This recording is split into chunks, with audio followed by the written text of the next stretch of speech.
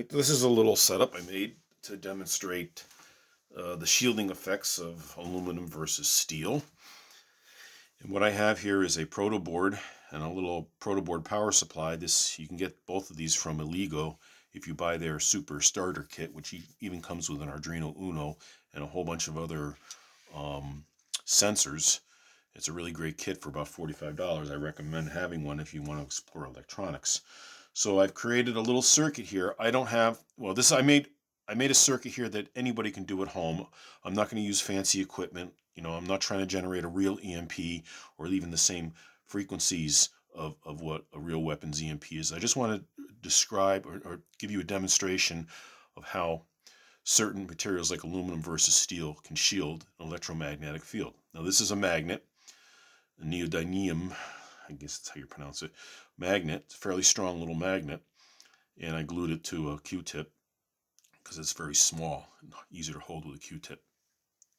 And I have here a magnetic reed switch, which is just two little metal pieces that are magnetic, ferrous metals in a glass tube. And when a magnetic field is present, the switch closes. And when there's no magnetic field present, the switch opens. So we're going from 5 volts through the switch, through a current limiting resistor to a red LED. This limits the current so we don't blow out the LED, because you can't drive this LED directly with 5 volts. You need to limit the current a little bit. So, and I put some paper over the LED to diffuse it so it doesn't blind the camera too much. And then it goes to ground. So we're 5 volts through the switch, through the resistor, through the LED to ground. Now when I apply an electromagnetic field from this magnet to the switch closes, current flows, and the LED comes on. So it's detecting the presence of a magnetic field.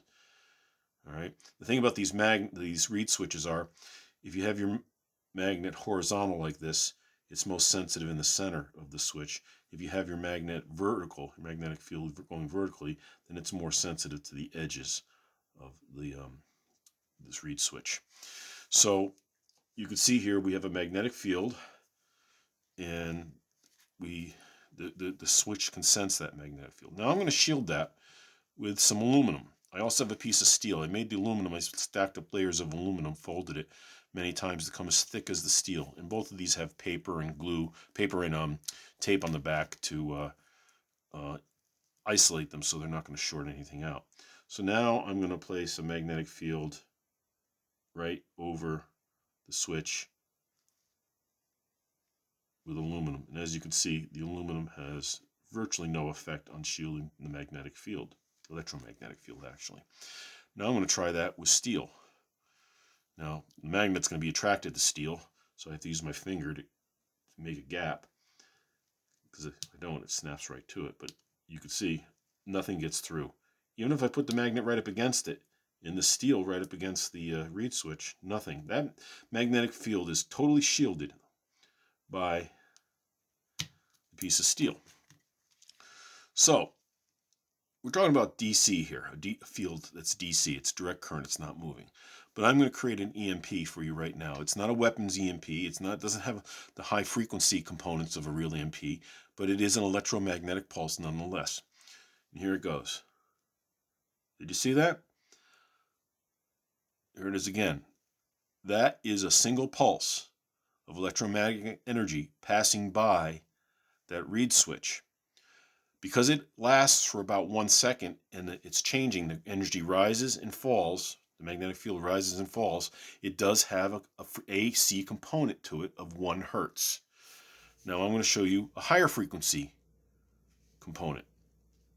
See that?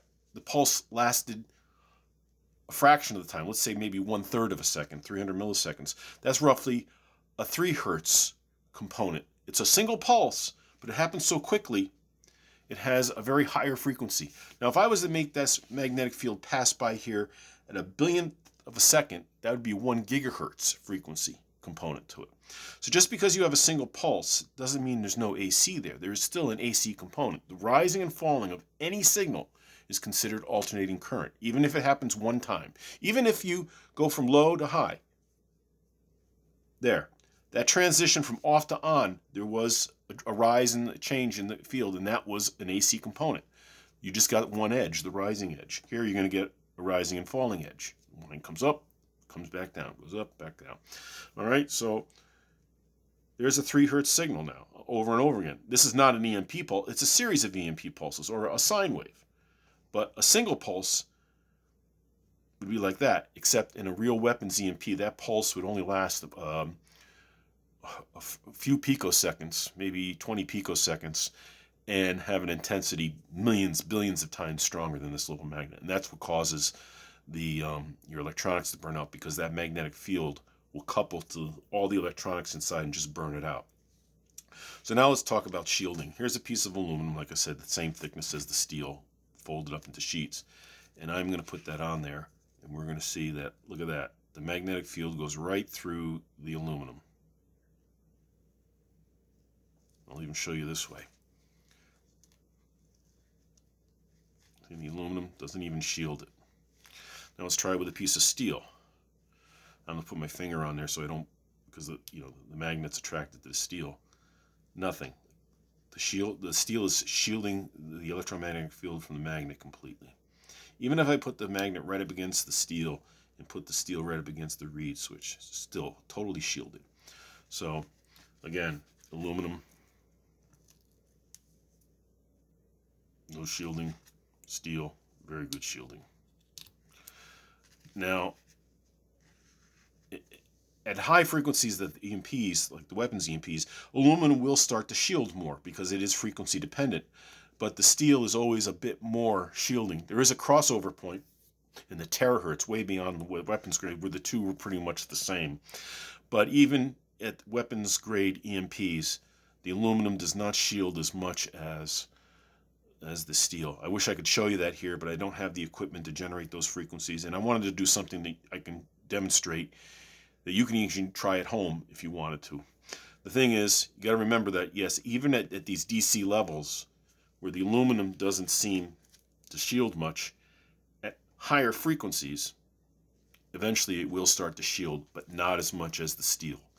And you don't want to risk that, because the Chinese and the Russians are making super high altitude EMP weapons that are way stronger than what we suspect now, and you need to really shield your equipment from that completely. So let's get into the slideshow, and we'll discuss some of this a little further.